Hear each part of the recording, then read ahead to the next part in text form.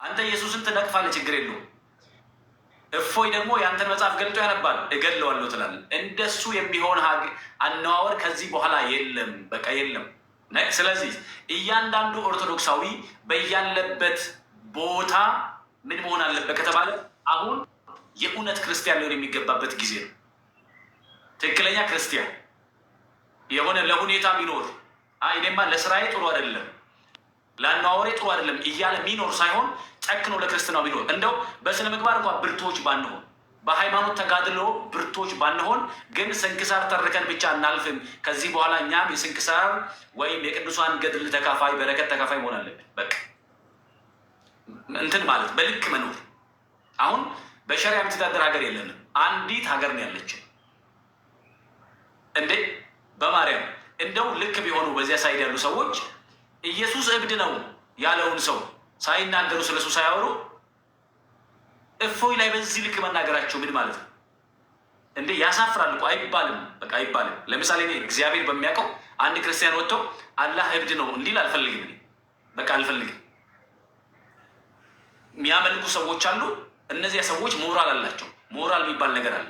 እንደሱ የሚሰበክም ክርስትና ስለሌለ ወጥቶ ኢየሱስን እብድ ነው እያለ እየሰሙ እግዚአብሔር ዲስቨርጅ አድርጓል፣ እግዚአብሔር ዝሙተኛ ነው፣ በጣም የሚያስጠላ ነገር ተብሎ እነሱ የእኛ ቤተ ክህነት እንተዋቸው። እነሱ እንዴት አይሰማቸውም? እኛም አይሰማንም እንዴ?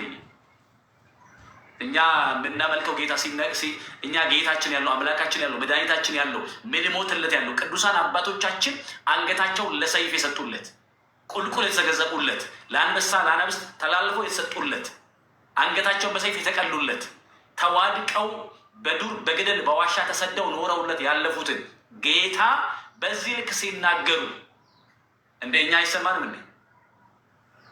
እንደው በማርያም አሁን ማን ነው ወላጅ አባቱ ቢሰደብ ደስ የሚለው? የስጋ ወላጃችሁ ቢሰደብባችሁ ደስ ይላችኋል? የስጋ ወላጅ እናታችሁ ብትሰደብባችሁ ደስ ይላችኋል? በመስቀል ላይ ስለ እኔና ስለ እናንተ የደም ላብ አልሞት በውድ ዋጋ የገዛን ትላልቅ ኡስታዞች በእሱ ላይ ሲያፌዙ እኔ ብዙ ቪዲዮ አለኝ። ብዙ ቪዲዮ ኡስታዞች ሲያፌዙ ተራ ሰዎች አይደሉም፣ እንደ ፎይኮ ያሉ ግለሰቦች አይደሉም። ትላልቆቹ የሃይማኖት አባቶች የተባሉ ኡስታዞች በኢየሱስ ላይ ሲያፌዙ ነበረ። እናንተ መጀመሪያ ምን እያደረጋችሁ ነው? ለእኛ ጌታችን ያለውን አምላካችን ደግሞ በደንብ እና እኔ አንዳንድ ጊዜ ግድ የለም ክርስቲያኑ ነው ካልቻላችሁ፣ አንዳንዶች ማለት ነው ካልቻላችሁ ክርስትናው ካልጣማችሁ ሂዱ። በቃ ደጁ ክፍት ነው። አምላኬ ተሰድቦ ካልተሰማ፣ አምላኬ ተንቆ ካልተሰማ፣ አንዱ ደግሞ ኦርቶዶክሳዊ የተጻፈውን አንብቦ እሱ ይገደል ሲባል አሁ ልክ ነው ብለህ ከዛ ጋር የምታሸበሽው ከሆነ እሪያ ነህ አንተ፣ አሳማ ነህ። ታጥበ ጭቃ ማለት ነው።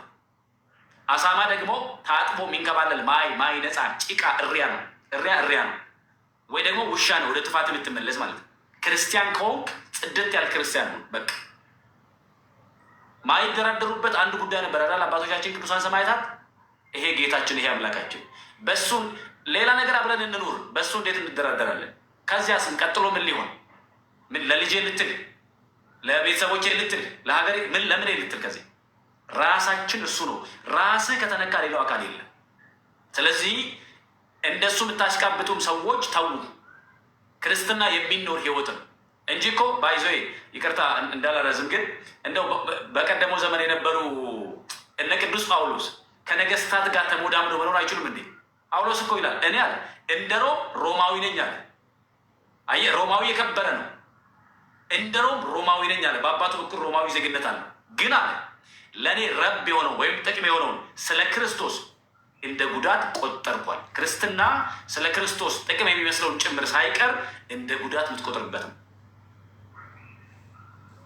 ምትልከሰከስበት ህይወት አለ። ክርስቲያኑም ማን ህይወተ አልተኮተኮ ሆይቴ አልተኮተኮ ሮቴ ከንጅራቱ ሚ ደቦዳን ከንጅራተሙ ሚ አደባቴ ኬሳ አቢዳን ቆረተምቴ ከኒቲን ክርስቶስ ኢየሱስ ጅራቱ ጎፍታን ኬ ክርስቶስ ኢየሱስ አረብ ሰሜ ዋቅኒ ኬ አረብ ሰሜ አቲሳ ወጅን ድቤር ኩተታና ጀልቀው መሳት ክርስቲያን ሚት ጀልቀው መሳት ኢየሱስ በእኝማ ክርስቶስ ቢተምኔ አከሱማን ድቤር ኩተታና እንጀቹ Albaay'inatti dhaga'ama. Fakkeenyaaf namni tokko tokko ortodoksiidha. Isaan bukkee deemee isaan wajjin ijaaba isaanii uffatee isaan wajjin utaalaa oola. Isaan dhufanii si wajjin dibbee rukutu. Fannoon godhatu isaan si wajjin. Uffataati uffatu si wajjin. Uffata mana kiristaanaan uffatan. Ati maalii dharee? Maaf ofiin kabajju? Of tuffachuudha manni kun. እኔ እንዲያውም ከዚህ ቀደም ብዙ ጊዜ ልናገርበት ፈልጌ የተውኩት ነገር አርቲስቶች ምናምኖች የሆነ ባለስልጣኖች ምናምን የዛ ሳይድ በዓል ሲሆን ልብሱን ለብሰው አጥልቀው የሆኑ እንትኑን አጥልቀው ምናምን ነገር እንዲህ በቃ አንዳንዶቹ አብረው መንዙማውን ሲሉ ትሰማለህ። ምንድነው አንተ እንዴ? ይሄ እኮ እንዴ እነሱ ያደርጋሉ ወይ?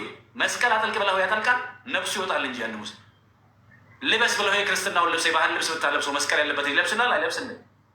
ኢየሱስ ጌታ ነው እያለ ከአንተ ጋር ይዘምርላል አይዘምርልህ? ሃይማኖት እኔ አደንቃቸዋል። በቃ ልክ ናቸው፣ ባመኑበት ጉዳይ ልክ ናቸው። የእኛዎቹ ምን ቤት ናቸው የምታሽቃብጡት? በቃ ክርስቲያን ሆኑ። ስለዚህ በጌታችን ጉዳይ ካላመመን አንዳንድ ሰው ለምሳሌ ኦሮሞ ተነካ ምናምን ብሎ በቃ ኦሮሞማ ተነክቶ ብሎ ደሙ የሚፈላ እኮ በቃ ሞት አለው ብሎ ሚላለ። አማራ ተነክቶማ በሕይወት አለው እንዴማ ለአማራ ሞት አለው። ትግራዋይ ተነክቶ ጉራጌን ብሎ እኮ ዘር እየቆጠረ እኮ ከዘሩ ጋር ሞቶ መቃብር የሚወርድ እኮ አለ። አንተ እኛ የዘላለም ዘራችን ነው ክርስቶስ ኢየሱስ፣ ከመቃብር በላይ የሆነ ዘራችን በቃ እሱ ነው እኮ ማንደረደርበት ዘር። ለዚህ ለምድራዊው ጉዳይ ለምድራዊው ዘር ከዚህ የዚህን ያህል ከተሰማ ለሰማያዊው በደም በመስቀል ላይ ለወለደህ ጌታ እንዴት መጨከን ቆምጨጭ ማለት እንዴት ይከብዳል? ሐሞት እንዴት አይተው እንዲህ አይነት ነገር ውስጥ አትግባ ይሉኛል። አሁን የራሴ አንዳንድ ሰዎች ደውለውን በውስጥም ይቅርብ እንደዚህ አይነቱን ነገር ተው። ምንድን ነው የሚቀርብኝ? በጌታ ማርያምን ሁሉ ነገር ይቅርብኝ። ጌታዬን ሰድበው አምላኬን ሰድበው ምን ሊቀርብኝ? የትኛው ነገር? አንተ እኛ እኮ ደስ ብሎን ስቀን ምንገባው እኮ ደስ ብሎን ያለ ነው። በዚህ ጌታ ታምነ ነው። ምድራዊ ነገር ተመችቶን እኮ አይደለም። ይሄን ጌታ ይሄ አምላክ ተሰድቦ ጌታ ተሰድቦ እብድ ተብሎ እንዴት ደስ እያለ ትኖራለህ? አከሚን ገመድ ጅራ ጎፍታ የከንጫሉ ማለት ነው። ፈይሳኬ ይሰፈኖረት ዋይኬ ይገሳ ደንገላስ አንተ የደም ላብ ነው ያላበው። ሰው ከጭንቀት በላይ ሲሆን ነው የደም ላብ ያለው። ኢየሱስ ስለኛ የደም ላብ አለውታል። የደም ላብ እንዴት ትችልበታል? በቃ ስለዚህ አንዳንድ እንኑርስ። ድክመታችን እኮ እንዳለ ነው፣ ስጋዊ ድካማችን እንዳለ ነው። ግን በአምላካችን ጉዳይ እንኳን በቤዛችን ጉዳይ እንኳን በክብራችን ጉዳይ እንኳን ወደ ሰማይ በገባንበት ጉዳይ እንኳን ለዚህ ስም ቅዱሳን ሁሉ ንቀዋል እኮ።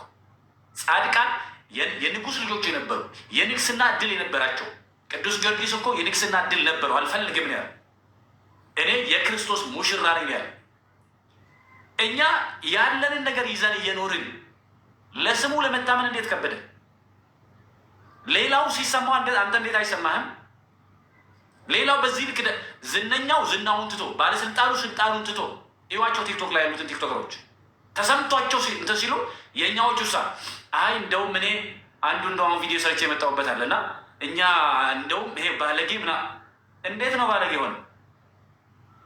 ስለዚህ በቃ የምር ክርስቲያኖች እንደው ጥቂት መስቀል ላይ የከፈለውን ነገር ስለኛ ለማሰብ ሞክሩ። እሱን ስታስቡ ያኔ ኢየሱስ ማን እንደሆነ ይሄ ቅዱሳን አባቶች ሞት ፊት ደስ እያላቸው የሞቱለት ምን እንደሆነ ይገባቸዋል። የሊቢያን ሰማዕታት ታስታውሳላችሁ? ገዳይ ሲፈራ ፊታቸውን እያበራ የሞቱት ይሄ ጌታ ስለገባቸው ነው። አንተ ዛሬ ላለመሰደብ እንደው የሆነ ነገር እንዳይሉኝ ምናምን ብለህ ትሽሞንምናለህ። ከእነሱ ጋር ከብሮ መምጣት ትፈልጋለህ። በእውነት እግዚአብሔር ከዚህ ይጠብቀን። ስለዚህ ከዚህ በኋላ ሁሉ ሰው በያለበት የስልጣን ደረጃ ሊሆን ይችላል። ስልጣን ጌታን የሚያስጥል ኢየሱስን የሚያስጥል ከሆነ ይቅርብህ። ታዋቂነት ኢየሱስን የሚያስጥል ከሆነ ይቅርብህ። ክብር ኢየሱስን የሚያስጥል ከሆነ ይቅርብህ። ዘመዶችህ ወዳጆችህ ኢየሱስን የሚያስጥሉ ከሆነ ይቅርብህ። ኩሎ ሀደግነ ወተለውናከ እንከሰ ምንተ ንረክብ አለ ቅዱስ ጴጥሮስ። እኛን ሁሉን ትተን ተከተልን። እንግዲያስ ምንና በቃ ሁሉን ትተን ተከተለው ነው ነገሮች ይከብዱ። ስለዚህ አሁን ሁሉም በያለበት ቦታ ላይ መጀመሪያ ለክርስትና ለማተብ መጀመሪያ ለክርስቶስ ይሁን፣ ቀጥሎ ሌላው ይመጣል። ከዚህ ቀደም እንደነበረን የህይወት መስመር ጋሪው ከኋላ ጋሪው ከፊት ፈረሱ ከኋላ ይበቃል። መጀመሪያ ጽድቁና መንግስቱን እንፈልጋለን፣ ቀጥሎ ሌላው ደግሞ ይደርሳል። ስለዚህ የምር ክርስቲያኖች እንድንሆን ሌሎች ደግሞ በዚህ አጋጣሚ በማርያም ቤተ ክህነት ላይ ቪዲዮ ስሩ በደንብ። አንድ መግለጫ አልሰጡም፣ ምንም እያሉ አይደለም። ልጁ ቢገደል ቢሞት ምንም እያሉ አይደለም። ሌሎች ወንድሞችም እንደዚሁ ምንም ቢሆኑ ምንም እያሉ አይደለም። ጉዳያቸው አይደለም፣ መግለጫ የሰጡ አይደለም፣ ምንም እያሉ አይደለም። እዚህም ላይ በደንብ ስሩ። ካልሆነ ክርስቲያኖች ካልሆነ ለክርስቲያን ለቀው ቦታውን ይምጡ። አመሰግናለሁ ቴዶ፣ ይቅርታ ስሜታዊ ስለሆነ።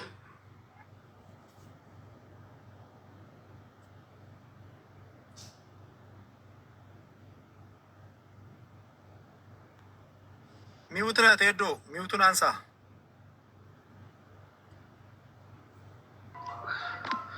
ብዙዎቻችን ልንደረደርበት የምንችለውን ሀሳብ ነው ያስጨበጡት። ከዚህ በላይ ህመም የለም። ከዚህ በላይ በሃይማኖት መነካት ያለ አይመስለኝ። ይሄ ነው ቅድም መግቢያ ላይ የገለጽኳችሁ ነገር። ሰው ይሄንን ሁሉ ስድብ ተሸክሞ የሚያመልከው አምላክ ነው። እኛ ጋር ነብይ አይደለም የምናመልከው አምላክ በብዙ የስድብ ስም ተጠርቶብን የምናሽሞነሙነው ዲፕሎማሲ የለንም። ይሄ የፖለቲካ ድርጅት አይደለም። ቤተክርስቲያን የፖለቲካ ድርጅት አይደለችም። የነፍሳችን ሰማያዊ ትኬት የሚቆረጥባት ከክርስቶስ አማናዊ ፍቅር ጋር የተቆራኘንባት ታላቅ ቤታችን ናት። ታላቅ ቤት ናት። በቃ መደራደሪያ የሚሆን ነገር በዚህ ጉዳይ ላይ የለንም። ሰሞኑ በጣም ከገረሙኝ ነገሮች መካከል እፎይ ደጋግሞ ይወተውታል። በንግግሮቹ መካከል ይናገራል። ማንም ከጎኑ እንደሌለ አይነት ስሜት ነው የሚሰማው። አይታችሁታል፣ ተመልክታችሁታል። እኔ ይሄ እንደሚመጣ ስለሚያውቅ ነው እንዴ እያልኩ ነበረ። መምህራን የታላችሁ ይላል፣ አባቶች የታላችሁ ችግር የለም ይላል። ደግሞ በመሀል ራሴን ለመከላከል ራሴ በቂ ነኝ ይላል እና ሌላውን የተለየ ችግሩ ስላለመክተት ራሱን በሰማዕትነት ለማብቃት ያለው ፍቅርና ያለው ጉጉት እጅግ በጣም ያስደንቃል። ሁላችን ከዚህ ወንድም ልንማር ይገባል ባይ። ስለዚህ ለዚህ ይሄ ወንድም ለሃይማኖቱ የተቆረቆረበትን መጠን እኛም በውስጣችን ልናሰርጽ ይገባል ባይ። ስለዚህ መምህር ያነሱት ሀሳብ ከዚህ ጋር በደንብ ሁላችንም ያንደረድረናል ብዬ አስባለሁ። ወንድዬ ትቀጥልና ሌሎቻችን እንደዛው እንደየተራችን እናመራለን ማለት ነው።